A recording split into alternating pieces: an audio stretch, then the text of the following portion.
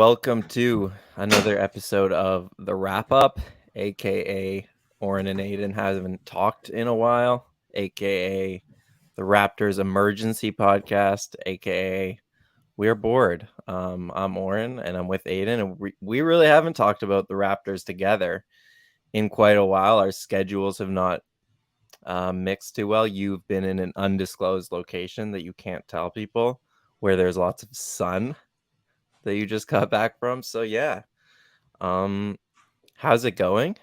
And Good. also good. And also, where do you want to start with this team? Because the Raptors stink right now.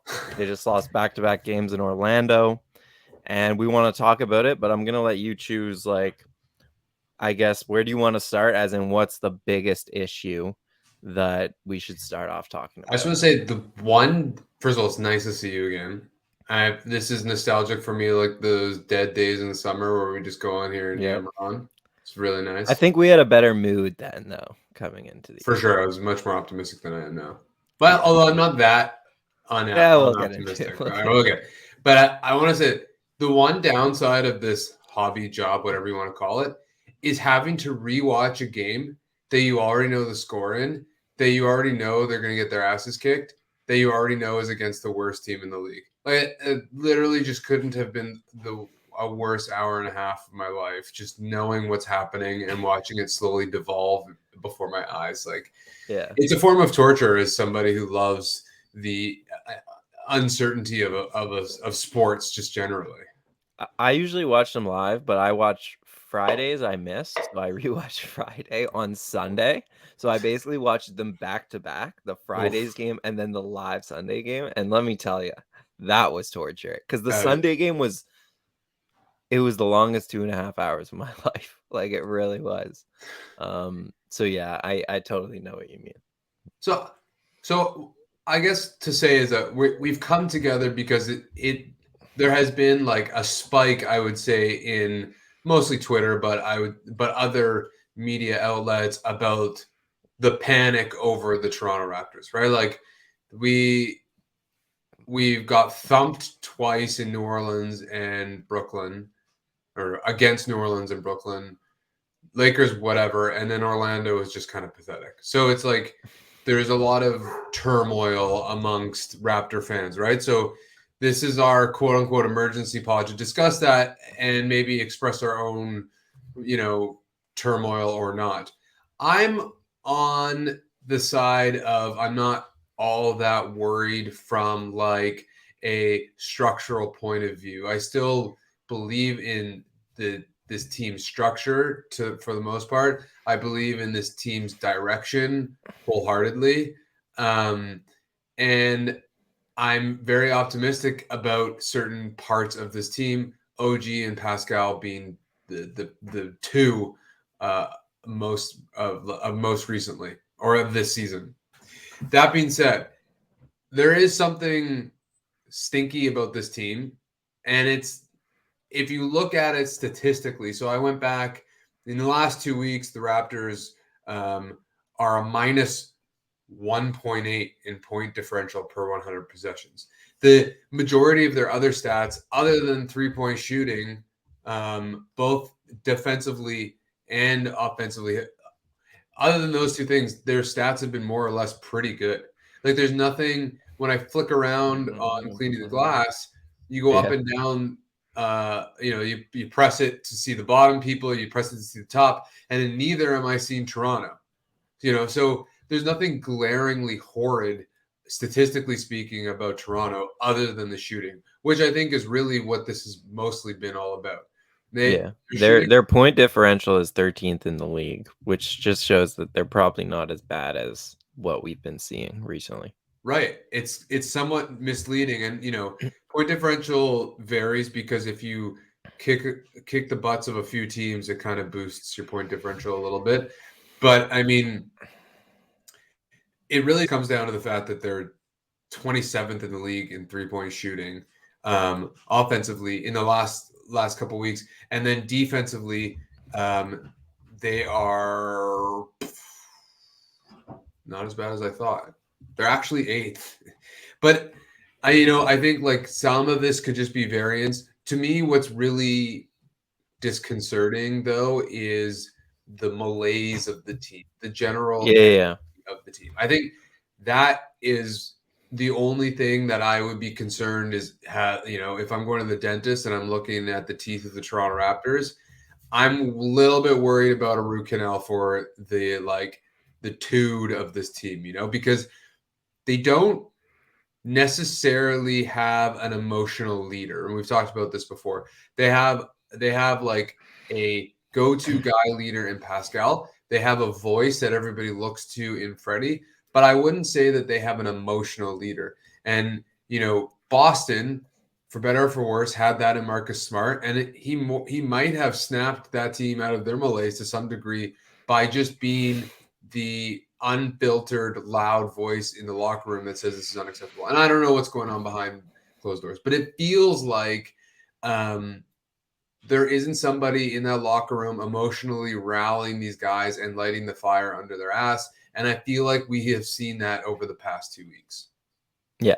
Okay, you said a lot there. I know. Sorry, I think you said first I was like, are we going 3-point shooting? Then I was like, oh, we're going off court issues. Okay, but I'm glad you said all that. I'll quickly hit on the 3-point shooting just because I was looking at cleaning glass today too, and it's hilarious. Everyone is in the blue, other than Malachi Flynn, the one guy not playing any minutes, even at last game, he was the only guy on the roster to not play minutes who was healthy.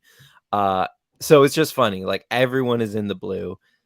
This is uncharacteristic. This is gonna bounce back. They're creating a lot of open shots, a lot of open catch and shoot looks. Like this is just gonna bounce back. Whether or not it happens soon enough in the season, we'll see. And conversely, at the beginning of the season, they were at the other end too, where they were hot. So so to an extent, this is gonna bounce back. I think they've created pretty good looks this season as long as Siakam's been on the court or even healthy. And I'm pretty confident in their ability to bounce back in that regard. But let's talk about the off-court stuff, because I think like I'm right with you. Like when you said you're confident in the structure of the team and where this team is going, I agree to an extent. Like I do like Vision 6-9, and I think there's a lot of smarts to it, and I think the defensive style they play has some real utility at times. Maybe not all the time, but at times, and that's another discussion. But in terms of the structure of the team, I just, like you said, something's off about this mix to me. And I wouldn't go so far to say they don't have an emotional leader. I think Fred is that. I think guys listen to him, and he really has taken that role. But to me, something like somewhere in the chain of command, somewhere along the chain of messages, the message is being lost. And Kyle Lowry was the guy who basically the Raptors came known as this team that played harder than their opponents every night. And like if they weren't going to do anything well, they were definitely going to play harder and out hustle and out fight and all that stuff. And it was because Kyle set a tone. And whether I think Fred is the emotional leader, and I think he tries to set a tone, him and Pascal, in the way they play, but you can only set a tone if the tone is being bought by the other, like if the other players buy it and follow it, I should say. You can only set a tone if it's followed. And I don't think the tone is being followed. I think there's like two groups of players. One is mature, emotionally like advanced and has these reps, and like Chris Boucher is a great example of a guy who used to be in the other tier but is now like this mature player who every night is as consistent as it gets. But then there's this other group of young guys, Gary, Scottie. Like Fred is in his own group this year because he's stunk, but I think he's played really hard. So it's like in a weird kind of group. But there's like Gary, Scottie, and Delano and Malachi and all these guys who just don't bring a consistent effort and like energy and consistency, or focus, I should say. So I think that's kind of where they're at. It's like they're trying to kind of play on two timelines. But that only works if both timelines are on the same page in terms of like winning and in terms of like professionalism. And I actually think that's like what's hurt this team the most this year, is like a lack of professionalism across the board.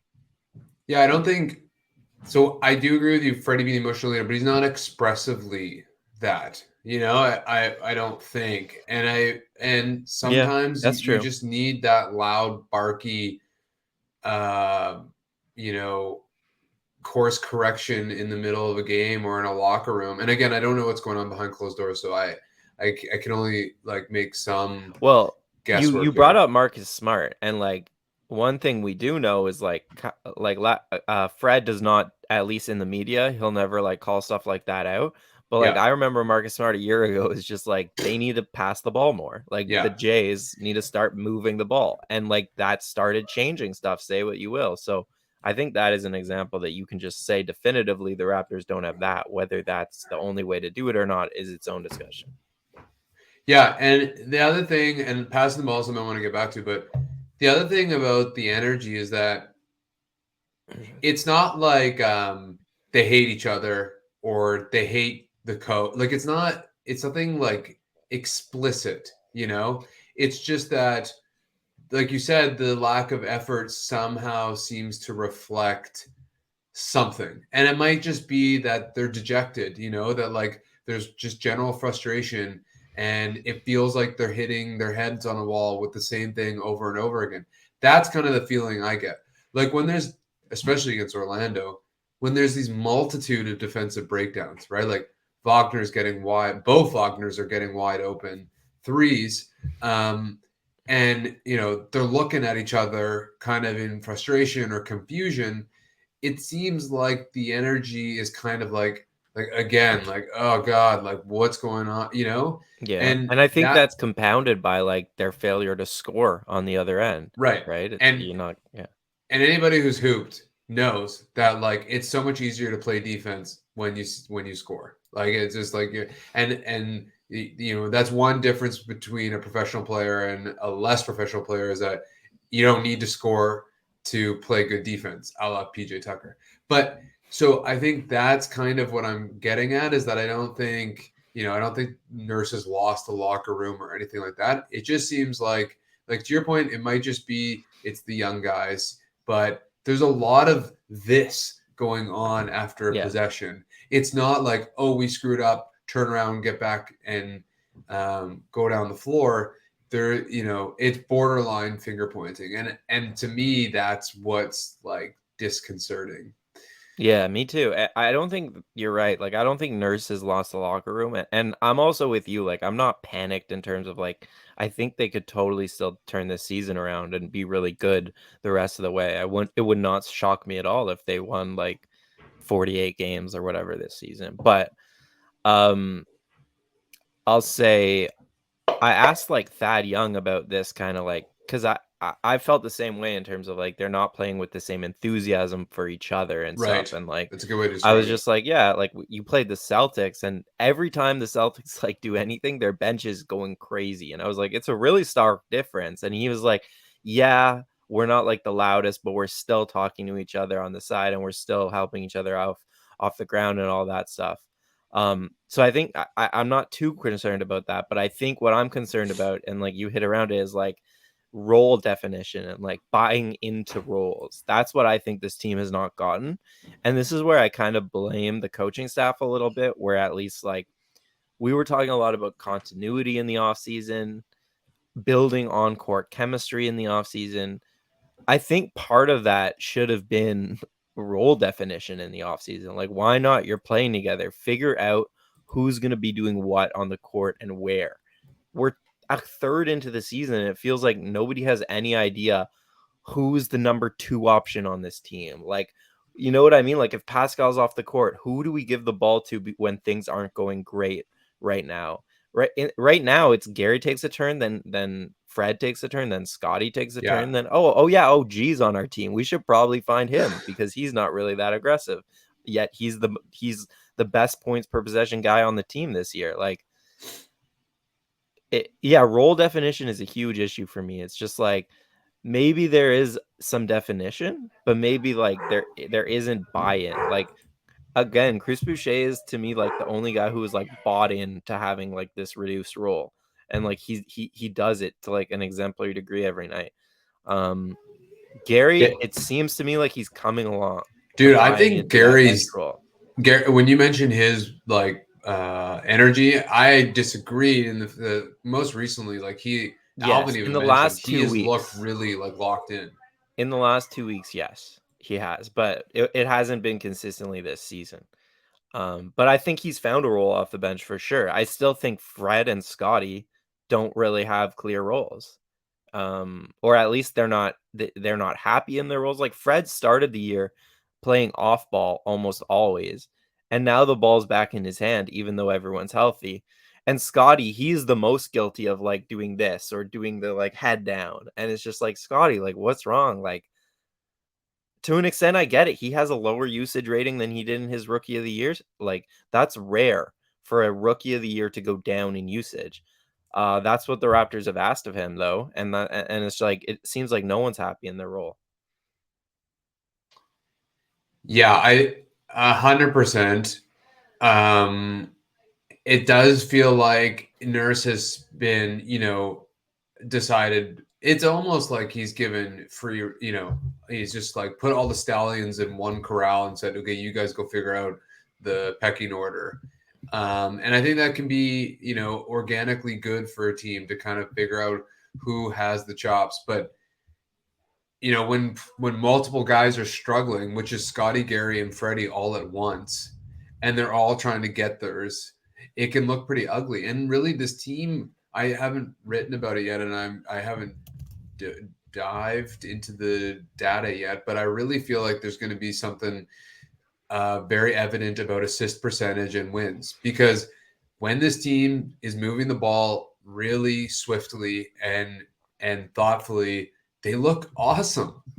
And Yeah, then there's all of these possessions where Freddie's doing U's in and out of the floor and around and loop-de-loops, and Scotty's like, give me the ball like way above the break and is like going one-on-one and does a pull-up jumper. Or Gary, same thing. Alvin gave him shit the last game for doing like a pull-up with Schofield right in his grill, yeah. right? Like He was the like, the he got contrast is fouled, just right? He was like, he got fouled, but yeah, that was not a good shot. yeah.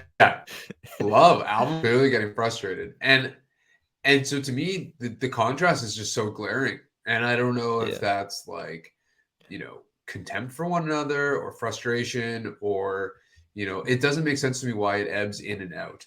But that's why I'm hopeful for this team, because there's so many guys on this team that when they pass freely, it makes this team extremely dangerous, even when they're not shooting well. yeah. And Okay. yeah, go ahead. No, I was just gonna say you mentioned the splits with the assist percentage. One thing I can tell you is the splits with Fred playing well or not playing well are drastic. Like wins and losses. This is Fred's stats right now. Wins, he's shooting 39%. Losses, he's shooting 31.9%. From Wins, he's three or shooting just almost overall? overall. Wins, he's Oh shooting 40. God. He's shooting 40% from three. Losses, he's shooting 25% from three.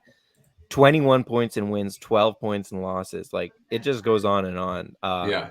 Plus minus 18.9, plus 18.9 in wins and a minus 11 14.8 in losses. I really can't talk. It's late in the uh Eastern East. time zone, but yeah, like this, I mean, let's go on the court a little bit more, because we've addressed kind of as much as we can say about just the vibes and the feels of this team. But like, to me, if Fred and Scottie Barnes were playing as well as they did last season, there's no reason why this team shouldn't be like a 50-win team, given how OG is playing, given how Siakam's playing, given even how guys like Koloko and Thad and Wancho and Boucher have kind of chipped in. Um, what's I don't know if you want to start on Fred or Scott, but like, yeah, who do you want to talk about first? Well, you mentioned Freddie off ball. It worked splendidly. I don't know what his Yeah, usage has been since before Pascal's injury to after. Um, Something doesn't look right with Freddie. yeah, It's just like like it. athletically. It might even be fitness. Like I don't know. Even in his shot, I'm not going to do this, but I really wanted to look at his shots from last year compared to this year, because he almost looks like he's like heaving it a little bit more or something.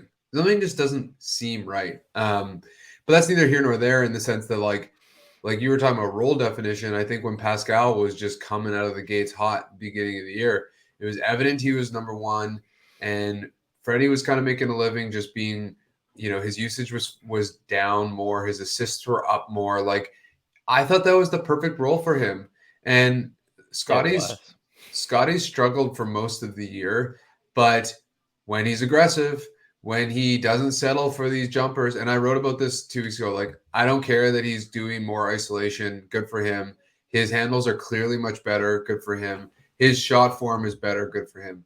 But going away from, he took a shot from the elbow against Orlando. I'm like, I feel like I haven't seen him take that shot in so long. And that used to be one of his go-tos last year.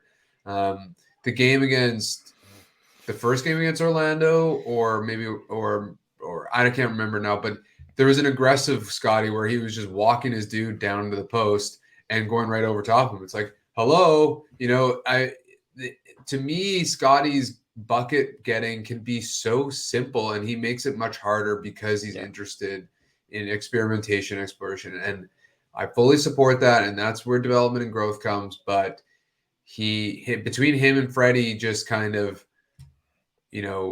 yo-yoing with usage and aggression and whatnot. It's like it's just made for a lot of ugly possessions. Yeah. Yeah, and I do feel like they do have like fundamentally different problems, which you hit on. Like, and Samson was talking about this in his mailbag podcast, which people should go listen to on the Raptors Republic feed. Is like with Fred, it's a physical thing. It looks like it. Like he doesn't have the same burst to get past his man on the ball. He doesn't have the same lateral movement to stay in front of guys that we're used to Defensively, he seeing from looks Fred. worse too. And the shot too is a problem, and that, I mean, Nick said that it's not straight as it used to be. Like these all hint at physical things to me, where it's like, yeah, like it could be a fitness thing where he maybe isn't fully in shape. It could be an injury thing. I don't know, but he's just not the same player. Whereas Scotty, like we see these bursts, like he is the same player. He's just kind of taking different shots than we're used to seeing. I think it's a lot of things. I think to some extent Scotty fell in love with the shot because it has improved, and so like he's taking it a lot more than he probably should. I don't mind him taking threes. Like there's the long twos that definitely bother me. Well, it's the 5 seconds into the possession that both he and Freddie are guilty of doing that just are so frustrating. Those are the ones. Yeah. But yeah, with Scotty, that's why I went at the beginning and said there's kind of two groups, and one group is kind of professional and ready to win, and one is a little immature. I think Scotty, like with his approach really on both sides of the ball, the defense we can talk about after, but like offensively, it's kind of just immature. And like I was just watching Giannis play the Warriors, and I don't know, he got to the line like 25 times, but it's like Giannis is the perfect example of a guy who is like unashamedly driving to the basket, and just like being the aggressor and initiating contact and all that stuff. And I'm not saying like Scotty has the same handle or athleticism as Giannis does, but it's just a mentality thing more than anything. Like 100%. there's Ben Simmons who's afraid to do that and who's afraid to go to the free throw line. And then there's Giannis. And Scotty needs to err away from the Ben Simmons towards the Giannis in that department of just like being aggressive and dominating the paint and all that stuff that we've seen him do in spurts, but to be frank, isn't the most fun stuff to do. Like basketball players, these young hip guys who have money and fame, they want to take shots. They don't want, like, Giannis is like the dad of basketball. He's not like cool. Yeah, he's an like extreme example of what you're talking about. yeah. Yeah, and Barnes needs to be a little less cool in what he does and a little more just like forceful. He used to And be that guy though, right? Like he used to be the gritty. I mean, that's what I think I loved about him is he was blossoming into this all-star rookie of the year, and at the same time being this gritty like asshole essentially. Yeah, I feel like he appealed to the new school and the old school for those reasons. Yeah. And he's totally that grittiness, and I disagree with you in that we don't know that it's not physical with Scottie either, because Yeah. his movement looks kind of off as well. And I've never seen somebody roll an ankle so many times and yet be totally able to play like that. Yeah. There's no commentary on Scottie whatsoever. I'm sure it hurts his shit. I'm just shocked that it's neither structural damage nor fine. You know what I mean? Like it just keeps happening over and over and over again. And usually so that's weird to me. And then there's also this knee thing and who knows what else. So I think that could be some of this. But I think you're right that, and it's funny, there was this whole Twitter storm thing about can we or can we not criticize Scottie's like on court attitude or expressions, right? Like, do we Yeah. have to give him the benefit of the doubt and not read into it and stand by, or do we have to like overly read into this and say like this is not good? And I know Grange just wrote about something about Masai sitting Scottie down and talking to him. Whatever, like none of this is systemic or like profoundly wrong, but to me there is a contrast of the energy and intensity that Scottie once put into the game versus now. Whether Yeah. it's frustration, disinterest, prima donna, injury, I don't know what the answer is. It could be all of the above, but there's something going on, and it's Yeah. hurting this team quite significantly. Yeah. And I use the word maturity because, like, to me, it's not like the end of the world long term.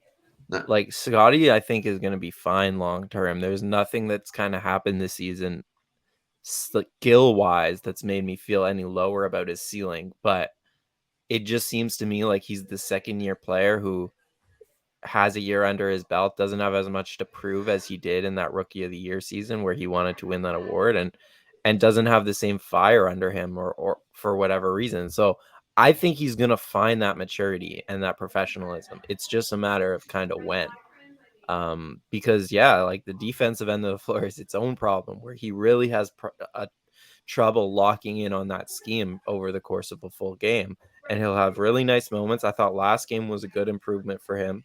Yeah. But then he'll have these moments where he loses his guy just too often. But Are we sure he's put in the best spot defensively? I swear to God, at the beginning of the year, he was in the middle of the defense at the back line. He was a center. He was playing center position when they had Gary starting in the old lineup. And then all of a sudden, halfway through the season thus far, he's guarding point of attack superstars. Like he's guarding Luka Doncic. I don't know if that's planned because of pick and rolls and they can switch more easily. I don't know what that was, but over and over again, they had him way overextended. It's like, why can't we hide Scottie or not hide him, but put him in places where he can excel, which is he's a brainiac. Let him be the team defender. Let him like wander and be on the help side and read plays. And he did that in the Orlando game last time. He had an interception and kind of ran the floor. Like I don't know why we're not doing that with him instead of putting him in these more precarious situations. Yeah, I think that's fair. They've moved a little away from it, I think, recently Yeah, in they terms have. of like putting him on ball handlers. But yeah, we'll see. Well, that's also why this season is so hard for me to judge because it's like, is this a developmental year? Like, or do like where is the coaching staff at? But anyways, that's a bigger discussion we can get back to. I want to talk about this question, like just to you, what are you more concerned about right now? The defense or the offense? The defense is like it's actually not that bad when you look at the numbers. The It's offense not. is ranked 14th. The defense is ranked 10th. However, the half court offense is ranked dead last at 30th. And the defense, if you look at effective field goal percentage, which is just a part of defense, but how efficiently they're shooting when they do shoot, 55.8%. That's 27th in the league. Am I sharing my screen? No, sorry, I meant to. So yeah, what's kind of more concerning to you, kind of We in the what's long term this season? what's kind of crazy is since this entire year, but I wanted to look at um, the last 2 weeks, but their half court. So their half court defense right now is not that bad. It's 16th in this little like in the last 2 weeks. So I think that's 8 games maybe. So it's pretty good. Yeah. It's actually been the transition defense that's been horrible. Hmm. They let's see here. They're 25th in points per possession allowed in transition. So In the that's last it, 2 weeks. in the last 2 weeks. So that's Huh. indicative of kind of what we're talking about. Not hustling, not getting back. And like the question of am I more concerned about the defense or offense? The thing is that you're basically asking me, am I concerned about the strategy of the Toronto Raptors? Because they know on offense they're not going to be, hot to trot. They're resting their laurels and their success on the defensive end, increasing the possessions through turnovers and offensive rebounding, getting out in transition, forcing the teams into awkward shots, blah, blah, blah. Like this team is about thriving on the defensive end and hoping that they can maintain a status quo on the offensive end. Um, Hmm. and so the defense has been crud, and you have to ask yourself, is this a worthwhile venture? Is this a long-term strategy? Um, and we've seen in the playoffs and in serious games, high competitive games, it hasn't worked. Um, so I think I'm more concerned about the defense. And really recently, like you watch some of the like, there's been so many misplays. Like nobody's closing out. Two guys are closing out. Four Hmm. guys are closing in on a driver, which I think is part of the scheme. But like, it makes no sense when you to have four guys stepping into the paint on a penetrator. When it just doesn't make sense. So like something's not right. Either the scheme's not working, or somebody in the groups that are being deployed is not fulfilling their role properly. I'm not really sure. I think Cloco's really struggled lately too. But it's definitely the defense that I'm most concerned about at this point. They're not the gritty, mean Chicago Bears 1980s like defensive group that I was looking forward to. Chicago Bears? I don't know. I think they were like, weren't they like mean mugging dudes back in the I don't day? know. That reference went way over my head. Mike But yeah, Ditka, something, something, something. I'm Also, there's no also Precious in agree. Achua, which is Yeah, we should mention for sure. Yeah, but I'm in agreement with you for sure. Is the defense like even when you look at the guys they've played, it's aired towards defensive guys, Delano over Malachi, for example. And so you would think that like their defense would be really good. Um, it hasn't. And like, yeah, considering the size they play, they should have a good defense. And it's been very middle of the pack. So that's and also on offense, like honestly, I think they've created better looks this year than they did last year. for Just sure. like eye test, like Pascal has been so good, such an So amazing good. passer this year, and that I'm not as worried about the offense. Like I honestly think this could be a decent offense, and especially if you add a little bit of talent. But um, defensively, the most concerning thing, like this is the real reason I wanted to have cleaning the glass up here, is like they have this whole strategy where even now, like they're starting Coloco. So like really everything they're doing is in order to take the rim away. Like that's why they pinch so many guys into the paint is because they want to stop the penetration. They want to collectively protect the rim. And yet opponents are getting to the rim on 35.7% of possessions. That's 24th in the league. And like a Nick Nurse team has never been anywhere near that bad. And accuracy wise, they're hitting 69%, which is third last in the league. And again, like even last year and even in the Tampa year, they were better than that. So it's like the rim protection has completely gone out the window. And I think a lot of that is because of the breakdowns you talked about where guys are just getting layups, like if they are getting to the rim, uncontested layups way too often. And I think there are yeah, it's definitely both. Like the personnel wise, you just can't have more than one like weak defender in this system on the floor at a time. And the way Fred's playing, he's become kind of a weak defender in some scenarios, at least in terms of ball containment. Scottie is definitely a weak defender. Gary at times is a weak defender, and so it's just like Koloko, outside of like protecting the rim, he's a weak defender. So, yeah, there's just too many mistakes, and it's also on the scheme because as brilliant as the scheme might be in Nick Nurse's head, if they cannot execute it consistently, it doesn't matter. And it's like you have all this summer, you have all this continuity, bringing the whole team back, and it's like they still can't execute your scheme, man. What are you gonna do about it? Yeah, and it felt like, we talked about, more time to gel, more time to figure it out. I'm sure they thought, this year they're going to figure it out. Like everybody's going to be in sync. And you would see it, in the Philly series and stuff. At times they were in sync, they were locked in, and it worked. But at some point you got to ask, like, how long are you going to push this strategy along, and is it even sustainable? I think that's the other question. Like, I think part of the frustration is not for those of you not watching, Oren is now walking out of the room, so I'm now talking to myself, which is fine. I can do that all I need to. But to me, he's getting his charger. Okay, no foresight, that's all right. But to me, I think 0. the frustration when they're expressing it to one another is not actually at each other, but they're expressing their frustration with the coach and the strategy through frustration with one another, right? Like, I think it's both, but yeah, it's probably both, but I think that's part of it, is that there's some exasperation going on here, and they know that, I mean, expressing anger and contempt to your teammate in the middle of a game is very counterproductive, both in your relationship with the player and how you're perceived by the coaching staff, right? Like, it's not a good look. And so I think part of it is that they want it to be seen that they're frustrated, and it could be that it's just because they don't feel like this scheme is working, and it's exhausting them and it's frustrating them. And if they can't contain Bol, how the hell are they supposed to contain, Jason Tatum or Kevin Durant? Bol's nice though. Bol's real nice, dude.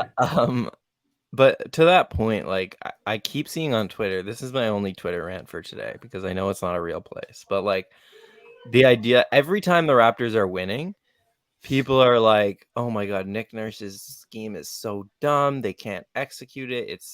They need to change it." And then sorry, that's every time they're losing. And then every time they win, "Oh, Nick's a genius. This scheme really gets the most out of these athletic, rangy guys. Oh, they're so far ahead of the NBA pack." It's like, I think both are true. Like, this is a good scheme at times. This is a very good thing to have in your back pocket, and hence why I think like Vision 6-9 is smart and has a lot of utility. And we've seen this year there are matchups like Cleveland, I think, is a good example that just cannot handle this at all. Like even that San Antonio game, it was just like, what is this? Atlanta. Like, this is too much size. I can't. Yeah, Trae Young in Atlanta. Yeah. But this is like, maybe we're not ready to get there, but I mean, we're 40 minutes in. This is like why I made the argument for a center. And I know you saw that. It's like, get a real center in here so these guys don't have to play this scheme for 48 minutes, but they can play it at times. They can close the game with Gary and go small and play it. They can play it in these stretches, but the base scheme, it seems to me like, whatever, if you want to call it the base or not, like this scheme can no longer be the number one option. And then people might hear this and say like, well, Koloko, he's playing drop at times. That's true, but they're saving Koloko every time he plays drop. Like Pascal is like the dad to clean up all these mistakes. And it's like, he's a rookie. Like, if you want to play drop like you're doing with Koloko, do it with like a real veteran center who can actually keep the other guys in their roles where they're not all of a sudden pinching in and helping Koloko, and you actually can play a real drop, and then you go to those other schemes at other times. But yeah, that's why I said a center, and because like the rim protection numbers are so scary, and it just feels like if you plug that hole, I feel like everyone would be happier too. Just like what you were saying about the mistakes, like everyone would be happier if you just had a veteran center who knew what they were doing back there. Yeah, and we saw that actually last year with a healthy Kem Birch, and I think we're going to see more of him moving forward, just because Koloko That was has all my really questions. Who should start? well. Like with Koloko has been OG really. out. I was down for the Koloko experiment, but he's really been struggling lately, and his foul rate is atrocious. Right, It's crazy. he's 6% for bigs in foul rate, which is actually Ken Birch is worse, but What? yeah, Ken Huh. Birch is a worse foul rate right now, but he hasn't really played much and he's been injured, blah, blah, blah. So Yeah. I think Kem, in the short term, Kem gives you what you're talking about, which is a little bit of more like stability and a back end that you can kind of work with and blah, blah, blah. And I think you're right. Like I have been anti big acquisition this whole time and continued to be right up until this spurt of games where like, yeah, I'm just realizing that things are harder to accomplish than they need to be. And when like even when like you're saying, when things go well, it's still exhausting for these guys, right? Like nothing's coming easy. And I'm not saying that it should necessarily, but there lacks a diversity of defensive deployments. You can't throw the same thing at every single team, like you're saying. And we saw that very clearly with New Orleans. And so, yeah, it makes sense to get somebody in the back line who can just be the physical presence that you need, smart physical presence that you need. I had something else to say with that, but I lost it. But yeah, I agree with you, and I'm slowly coming around to that. Yeah. Yeah, especially because it's like offensively, I trust that Pascal hasn't been as good as he was when he before the injury. So I trust that Pascal is going to get back there, and I trust that these guys shooting is going to come along, and therefore I trust that an offense of respectable numbers is coming back to this team. Like it's not going to be a top 5 offense, but I think there's a respectable offense here. I actually don't think there's like a great defense here, just in the sense of like the only way to get it would be to play Fred and Pascal 40 minutes a night and like tax their bodies by playing this crazy scheme. That's the only real way this team can play defense right now. And so to me, that's just not realistic. It's not sustainable. So But that's, I guess, why. Yeah. you do have to remember, like, I mean, so in the last 2 weeks, they are 3-5. They're 11th in points per possession on defense. Like, it hasn't That's because really. they force so many turnovers, though. In the half court, I bet they're way worse. Well, so their turnover percentage is 16.6%. No, let's see. Well, defense transition, Oh, points allowed.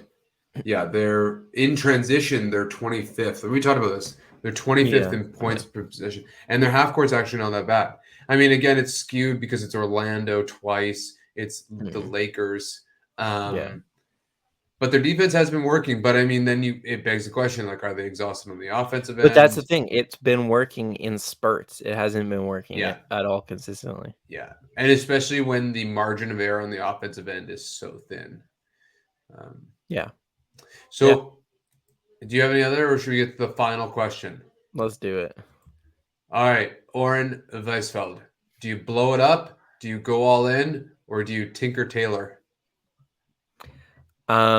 You definitely don't blow it up because you have Pascal on your team and you're too talented to tank.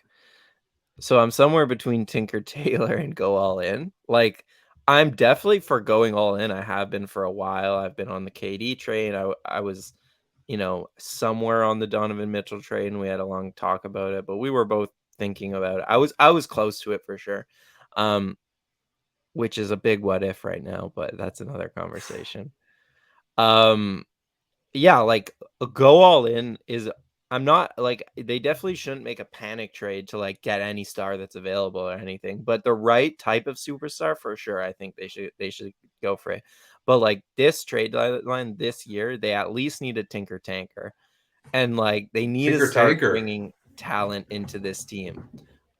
If nothing else but to, like, keep Pascal happy because he's up for a contract extension soon, and like he's the priority. He becomes the guy you need to resign. So you got to start at like they're the only team. We were just talking about this. Me and I think it was Will was saying this. Like they're the only team with like a top 15 player in the league. you could argue top 10, whatever, that has all their future picks and like Yeah. hasn't started building around that top 15 player in like a way where it's like you're shelling out your future for your present. So like they need to start that process, whether it's bringing in a kind of a starting caliber center, shooting, obviously, like a backup point guard, obviously. Whatever, like certain deals are going to be on the table, certain deals aren't, but they need to start the process of adding talent, just like Boston did around the Jays. Like those guys were struggling, they still brought in Derek White, But and it they really but they helped them. waited a long time. Oh yeah, I think they should wait until the deadline. This team needs to figure their shit out. Oh, sorry, on their own.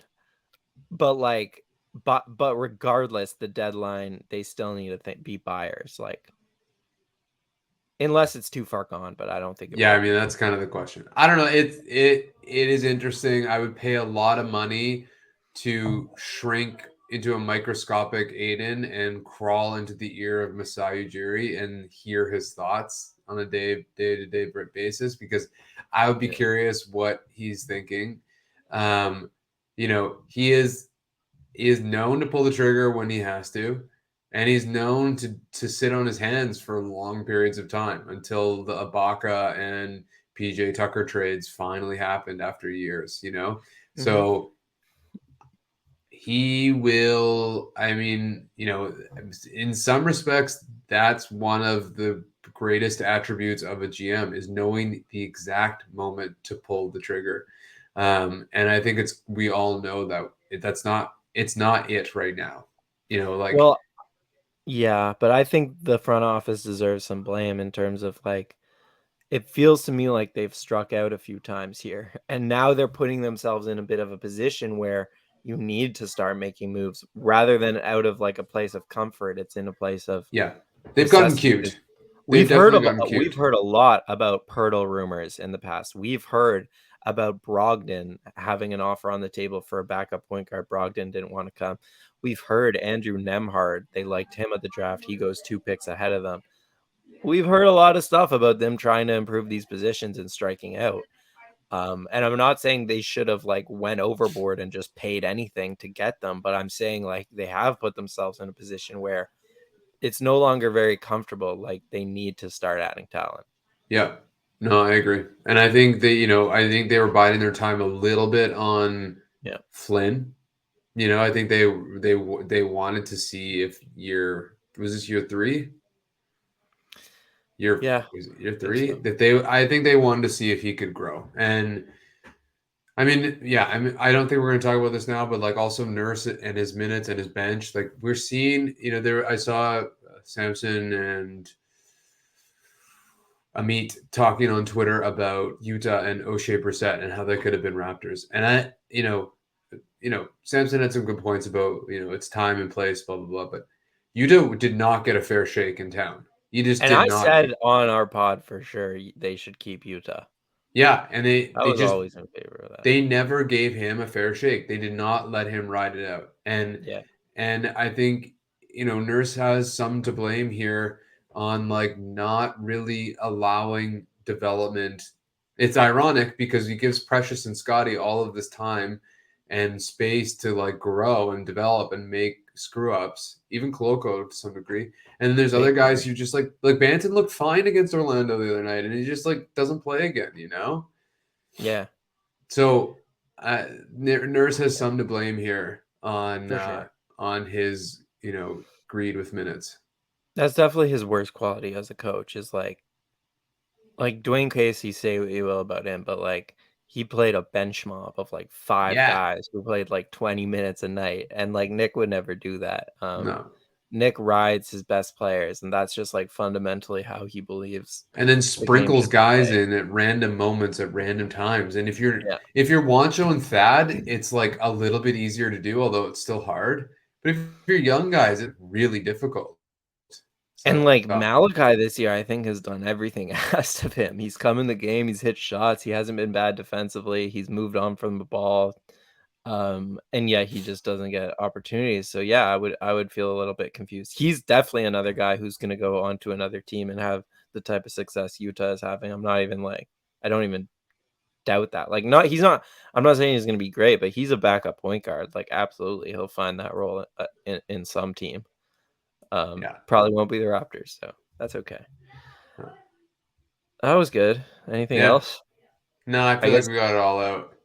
Yeah, I will say real quick, since we're already here, Manscaped, do us a favor if you want to support the show. Go to manscaped.com, use the code RAPUP, RAPUP, and you get 20% off and free shipping, even in Canada, in the United States. And yeah, it's the holiday season. Get yourself a present.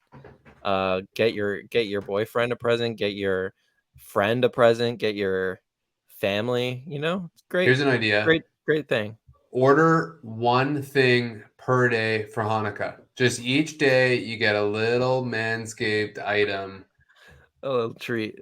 Yeah. No, it's a good product. I used the lawnmower. What'd you use? Yeah, the lawnmower. Oh yeah, and for my balls. Yeah, it was great. Very easy to not hurt yourself or cut yourself for an idiot like me. That's important. Smooth. Yeah, it's a good product. Anyways, that's I've used the buzzer on my scrotum before and nicked it, and it's not fun. So having a tool where I can avoid that, I'm into. Yeah. Yeah, you don't want to nick. You don't want to nick because then you go in the shower or the bath and you really feel it. You know those ones? Like, you don't want to nick it because then you got to nurse it. Exactly. This segment was sponsored by Nick Nurse, the Manscaped. No. All right. That's good, I think. Good place to leave it. I'm going to go watch The Fabelmans. Got a little torrent downloaded. So we're back Wednesday, tomorrow night. I won't be here, but we are playing the Sacramento Kings, who I think they got whooped by Philly as we're filming this, if I'm not mistaken. They did. And their starters rested, so they'll be well rested. Okay. But yeah, big game for the Raptors tomorrow. All right, thanks to all our podcast listeners. Thanks to all our YouTube listeners. Be sure to like the video, subscribe, all that good stuff. And we will see you on Wednesday night after the Raptors game. We'll be back then. The wrap-up crew will. All right, bye.